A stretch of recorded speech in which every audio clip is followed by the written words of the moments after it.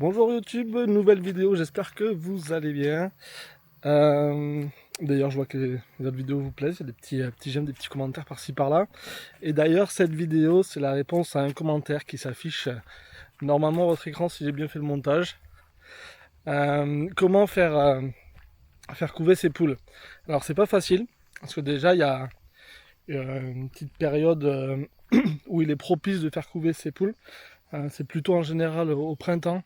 D'elles-mêmes, elles vont faire en sorte de couver, elles vont développer ce qu'on appelle la fièvre, et du coup qui vont augmenter la température corporelle, et elles vont pouvoir se mettre à couver.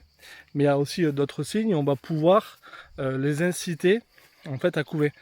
Donc voilà, cette vidéo sert à ça. N'hésitez pas aussi à liker, à commenter, ça donne énormément de force, surtout les abonnements, et à poser vos questions en commentaire. Mais c'est pas le sujet de la vidéo, posez vos questions en commentaire, comme ça j'y réponds en vidéo. Allez, bonne vidéo à tout le monde. Donc déjà, première étape, c'est comment savoir qu'une poule d'elle-même est en train de couver. En fait, si elle reste longtemps au nid, qu'elle pond pas, qu'elle gonfle ses plumes quand vous vous approchez, ou qu'elle prend un peu plus d'espace, vous dites mais en fait elle est beaucoup plus grosse que d'habitude, qu'est-ce qui lui arrive, qu'elle devient un petit peu agressive, qu'elle veut défendre son territoire, son nid, et elle arrache aussi, un peu comme les lapins, vous savez qu'ils arrachent les plumes du torse qui sont plutôt fines et plutôt chaudes, pour les mettre autour, c'est-à-dire qu'elle est en train de créer son nid, et du coup qu'elle veut se mettre à couver. Donc moi ça a été le cas dans une poule, avec une poule Sussex que j'ai ici, où les petits sont nés il y a 2 semaines, et en fait ce que j'ai fait c'est que je l'ai sorti du pondoir, du nid où elle couve, et je l'ai mis dans les clapiers. Ça peut paraître un peu bizarre de les mettre dans un clapier à lapin, mais j'ai d'autres endroits aussi un peu plus grands. Mais là, pour le coup, j'avais des pies qui mangeaient les œufs, et je voulais pas qu'elles soient dérangées aussi par les animaux, les prédateurs, que par ses congénères, donc les poules ou le coq, qui voudraient encore bien sûr la monter. Nous sommes dans mon poulailler, où par exemple là nous avons le coq et la poule Sussex. Hop là mon grand coq. Il est jamais content. Et donc là, on a la poule. Donc ça peut paraître un peu bizarre de les enfermer, mais au moins, j'ai pas de mortalité des poussins. J'ai toujours les 8. Il faut savoir que toutes les poules n'ont pas l'instinct maternel et de pondre. Donc des fois, vous aurez une poule qui, à vie, ne couvera jamais. Ça, c'est possible. Quand vous avez une poule qui commence à couver, que vous en apercevez, il faut prendre des œufs forcément fécondés. Tous les œufs ne sont pas fécondés. Mais si vous avez un couac pour 5 ou 6 poules, normalement ils seront tous fécondés. Là, tous les œufs que j'ai mis, j'avais mis une dizaine d'œufs. En sachant qu'il y en a un qui n'a pas réussi à sortir de la coquille tout seul, et un qui n'était pas fécondé, donc il m'en reste 8, donc ce qui est un très beau taux. On peut dire pour 10 œufs, vous allez avoir environ 8 poussins. Quand on met des œufs, il faudrait qu'ils soient propres, donc ne pas les laver à l'eau, sinon vous faites rentrer de l'eau à l'intérieur de l'œuf, parce que c'est pour eux un œuf, hein, et vous risquez de faire aussi en sorte que l'œuf ne respire plus, donc il faut juste le gratter avec un couteau, ou le nettoyer avec un chiffon. Il faut que les œufs, ils aient entre 7 à 10 jours max. À partir du 8e jour, ils vont perdre un pouvoir de fécondité. Donc voilà. On va mettre sur la poule. Elle est pas contente, hein. Donc là, c'est les poussins qui ont 2 semaines. Avant de la mettre sous la poule, les œufs, si vous pouvez les conserver, le mieux c'est à l'abri de la lumière dans un tiroir. Et surtout à température, on va dire fraîche, donc en dessous de 20 degrés, c'est le mieux. Moi, je les ai dans un tiroir, dans mon tiroir à couvert. J'ai des. D'ailleurs, je vais vous montrer. Et ce qui fait que dans le tiroir, vu qu'on l'ouvre et qu'on le ferme tout le temps, en fait, on fait bouger aussi les œufs. Et donc il reste fécond, quoi. Donc, pour préparer le nid, une fois qu'elle s'était mise à couver autre part, là, ici, j'avais mis plein de paille. Donc il faut un endroit plutôt calme, donc là on est à l'intérieur du poulailler, on est plutôt calme, et à l'abri des autres poules. Donc ce que je vous disais, il faut vraiment qu'elle soit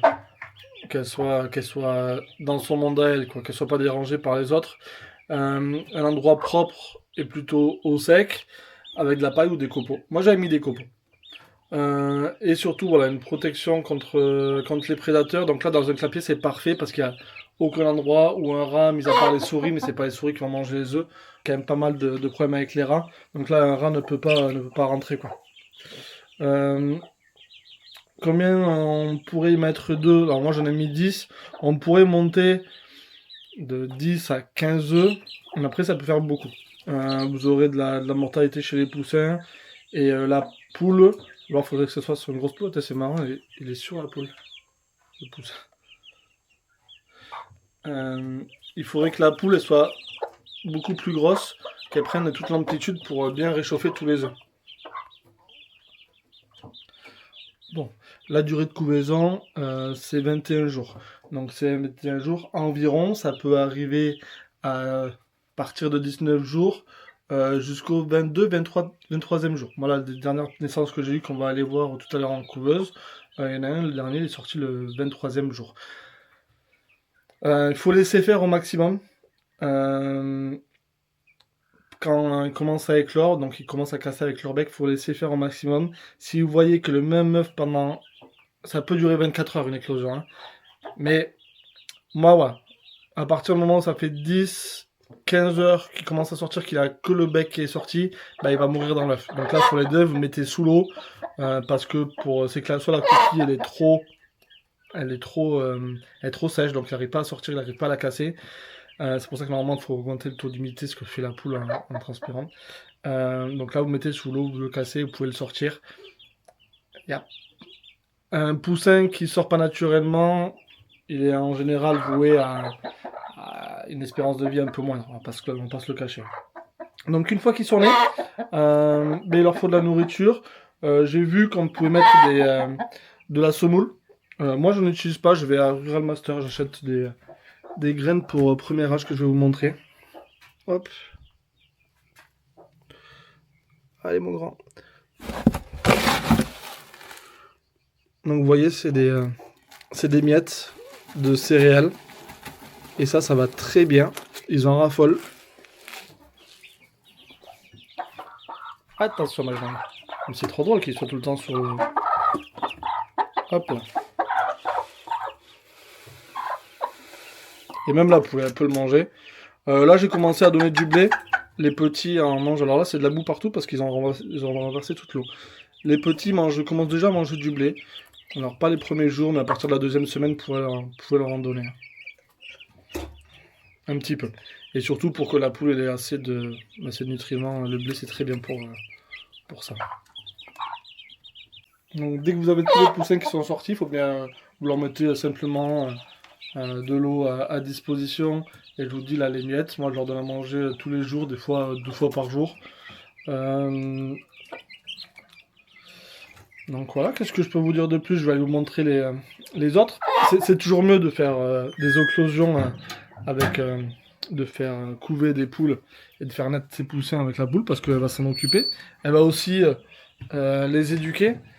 C'est-à-dire que des poussins qui sont nés sans une mère, ben, on voit qu'ils sont un peu plus cons.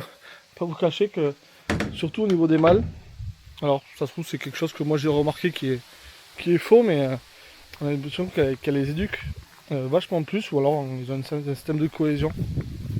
Ah, et un petit lapin sauvage qui m'a fait peur. Donc voilà, moi après je peux rien dire, j'ai des couveuses.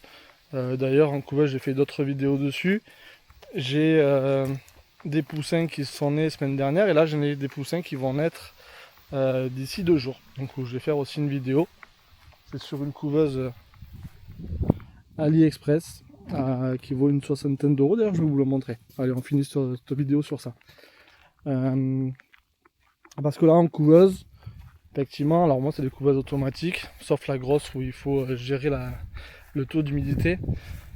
Ben voilà, les premiers jours du coup il y a le retournement automatique.